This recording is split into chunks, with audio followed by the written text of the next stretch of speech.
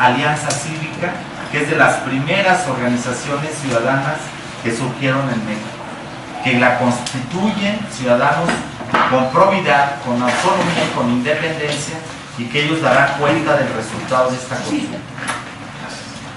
La ubicación de las mesas, los lugares públicos de los municipios del país, y se pueden concentrar en centros de participación. Se dará a conocer directamente su ubicación a través de internet de la consulta. Luego viene el horario de la consulta. La consulta va a durar de las 9 de la mañana a 5 de la tarde. Y evidentemente que la entrega de resultados lo hará Alianza Cívica y se entregará al Consejo Ciudadano a más tardar 3 días después de la consulta. Ojalá no haya madruguete en la reforma energética. Ustedes saben que el periodo ordinario de sesiones es el 1 de septiembre. Por eso la agenda legislativa, que habrá de acotarse muy bien para el mes de agosto, porque hay temas urgentes. Uno de ellos, ustedes saben que por mandato del Tribunal Electoral del Poder Judicial de la Federación ordenó que sesionara para que designara un consejero del IFE que falta, el que dejó vacante Sergio García Ramírez. Y está el asunto de la reforma política electoral, pero no cabe en el periodo extraordinario que agende la reforma energética. Estamos esperando que mañana o esta semana presente el PRI o el gobierno federal a través de la Secretaría de Energía o Enrique Peña Nieto presenten la reforma energética que ellos tienen. Hasta ahorita no la conocemos, pero sabemos que trae la intención de permitir la inversión privada en temas tan importantes como es la exploración y como es la parte de la refinación. Se entrega, por eso la urgencia de que se entregue posteriormente a 3 días el resultado al Consejo Ciudadano y también a las organizaciones que participan, pero sobre todo se entregue al Congreso de la Unión, se entregue a la Cámara de Diputados y se entregue a los senadores. Se harán difusiones en prensa, se difundirá en foros y estaremos atentos a cualquier coincidencia con otras organizaciones como Morena y con otros partidos como el Partido del Trabajo, Movimiento Ciudadano, porque sabemos que solamente va a ser la lucha cívica en las calles, la movilización en las plazas, lo que va a permitir que logremos frenar, como se logró en 2008. Ustedes recordarán que en 2008 se pretendió esta reforma privatizadora de Pemex y no tuvieron éxito. Se lograron abrir foros y ahora estamos atentos a que en septiembre pues no logren tener esa mayoría calificada que se requiere para reformar la Constitución, tal como ellos lo quieren hacer en el artículo 25, en el artículo 27 y 28 de la Constitución Política de Estados Unidos Mexicanos. Ese es el tema fundamentalmente que les quería yo señalar. Lo que refiere al PRD, pues quiero comentarles que el Pacto por México es un documento que consiste en 95 compromisos que están claramente definidos sobre propuestas y agendas de leyes que se requieren hacer, pero que tienen que ver con el consenso que debe haber en el debate para que los legisladores aprueben estas reformas. El Pacto por México es un documento que el PRD suscribió y que está a debate. Hay quienes hemos señalado que no tiene sentido seguir en el Pacto por México si no se da participación ciudadana y si no se consulta a los ciudadanos. De lo que resulte de la consulta ciudadana, el PRD puede seguir en el pacto o puede romper el pacto o puede decidir libremente si se limita a que los diputados y senadores del PRD expresen su oposición a las reformas que presente en materia energética tanto el PAN como el PRI y el gobierno federal. ¿Cuándo vamos a discutir el tema del pacto? ¿Y cuándo vamos a decidir el tema del balance electoral El PRD tiene Consejo Nacional el próximo viernes 9, inicia su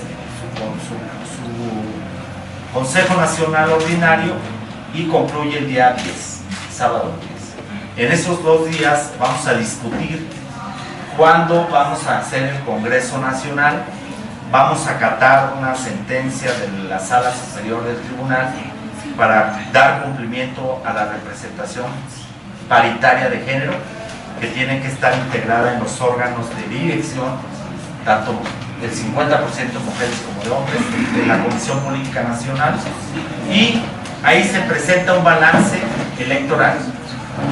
El PRD perdió algunos lugares importantes, como fue el caso de Quintana Roo, aunque está en litigios, se está solicitando la nulidad por la participación directa y descarada de los gobernadores, porque este fenómeno de la política electoral del 2013 lo que demostró es que las elecciones locales, quien las determina es el gobernador en turno, ayudándole a su partido y a sus candidatos. Entonces estoy a sus órdenes con el tema de la reforma político-electoral. Les haré llegar a sus correos, si me los dejan, la propuesta de crear una ley de partidos políticos. Eso vendría a sustituir el COFIPE, el Código Electoral. Entonces, la propuesta es crear esa ley de partidos políticos y crear ese nuevo órgano electoral que sería el Instituto Nacional de Elecciones y Consulta Ciudadana. ¿Por qué consulta ciudadana? Porque creemos que en esta reforma secundaria ya tiene que venir reglamentada el referéndum, el plebiscito y la consulta popular. Concluyendo, por eso estamos haciendo un ejercicio de consulta para preguntarle al pueblo de México si está de acuerdo que la reforma de Pemex se dé en el sentido que el gobierno quiere y que el PRI apoya, que en eso coincide el PAN, que es abrir la inversión privada a un tema estratégico como es Pemex. Hay un extrañamiento a los diputados electos de que a nivel estatal también se puede impulsar una reforma política, toda vez que el tema de la fiscalización, las candidaturas independientes y el voto migrante pues están todavía sujetos a perfeccionarse. ¿Cuál es la estrategia? ¿Cuál va a ser la agenda del PRD en este tema a nivel local? Mira, yo considero que a nivel federal va a ser el tema que va a delinear y va a venir a decantar mucho de la legislación local, porque tendríamos, el debate está centrado si podemos tener legislaciones que todavía estén sujetas a criterios predemocráticos.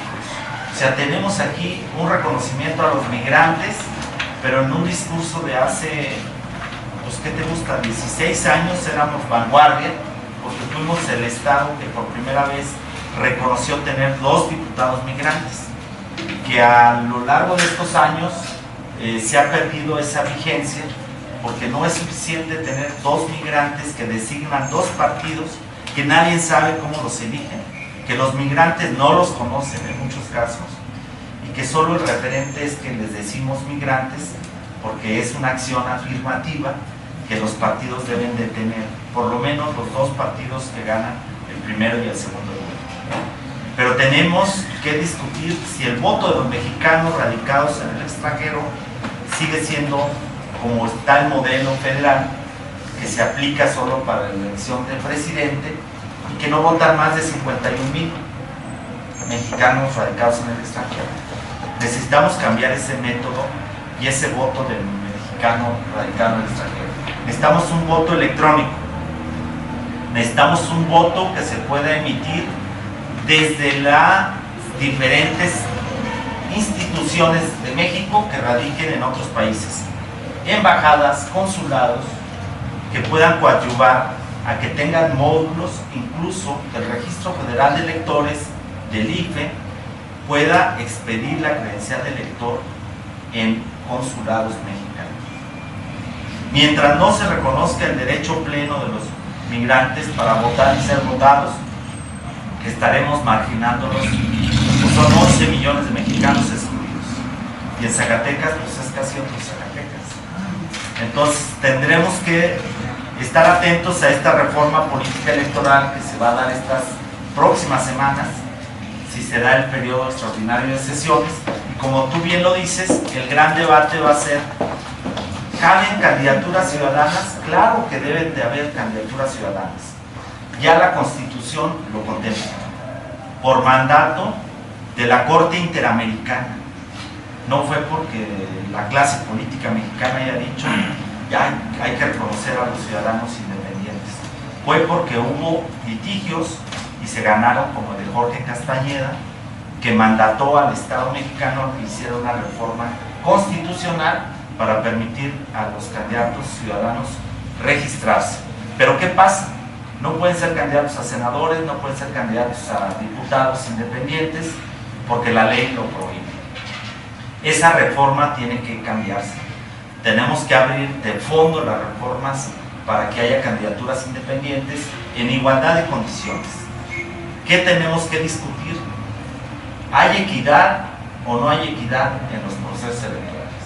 Tú no puedes decirle a un ciudadano: regístrate, participa, junta 6,000 firmas y luego no tienes derecho a radio, ni a televisión, ni a prerrogativas, ni tampoco tienes para pagar tu estructura, tus representantes de casilla, no tienes para pagar tu movilización de votos, y pues la realidad es que eres un candidato con pocas posibilidades reales de ganar. Cuando ves que el enfoque que el PRI le da a sus candidatos es la compra y coacción de voto, el derroche de dinero público y de dudosa procedencia en las campañas, como hacen ganar a sus candidatos.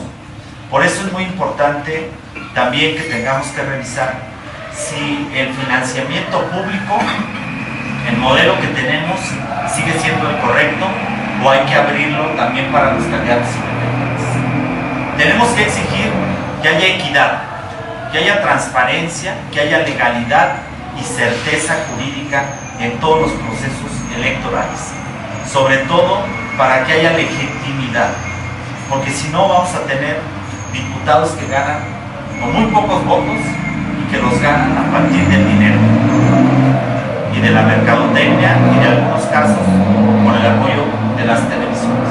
Respecto a esta consulta nacional, ya se sabe